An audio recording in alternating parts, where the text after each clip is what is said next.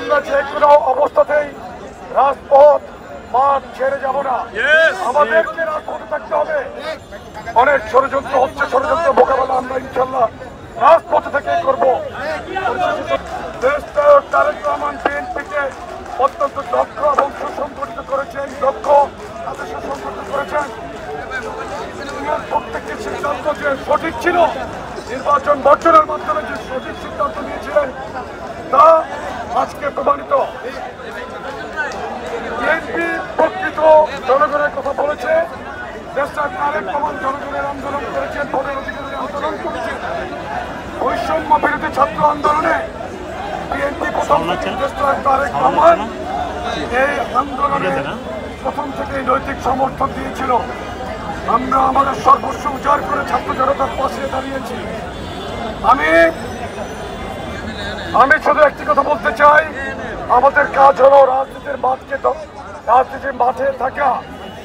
আপনাদের কাছে আমি যুবদলের সভাপতি হিসেবে অনুরোধ নির্দেশ দিচ্ছি, আমরা যে কোনো অবস্থাতেই রাজপথ মাঠ ছেড়ে যাব না, আমাদেরকে রাজপথে থাকতে হবে। মনে রাখতে হবে, নির্বাচন একটি সঠিক সুন্দর নির্বাচনের মাধ্যমে বাংলাদেশের সঠিক নেতৃত্ব যারা দিবে সেটা নির্বাচিত হবে। All time Roma. Taste it, love it. নির্বাচন না হওয়া পর্যন্ত আপনাদেরকে ধৈর্য সহকারে মাঠে থাকার আহ্বান জানাচ্ছি। আমরা প্রথমে মানুষের পাশে দাঁড়াবো।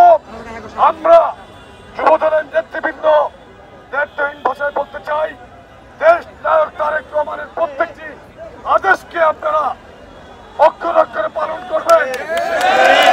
আমি যুবদলের নেতৃবৃন্দের কাছে এই দেশকে করার জন্য আপনাদের নৈতিক সমর্থন চাই।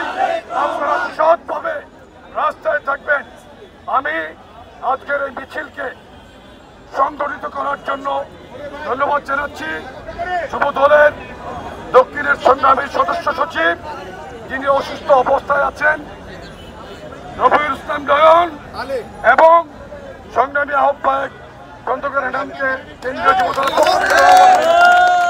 এই পর্যায়ে বক্তব্য নিয়ে আমি আমার বক্তব্য শেষ করার আগে আপনাদেরকে সজাগ থাকার আহ্বান জানিয়ে আমি আবার বক্তব্য শেষ করছি। অনেক ষড়যন্ত্র হচ্ছে, ষড়যন্ত্র মোকাবেলা আমরা ইনশাল্লাহ রাজপথে থেকেই করবো।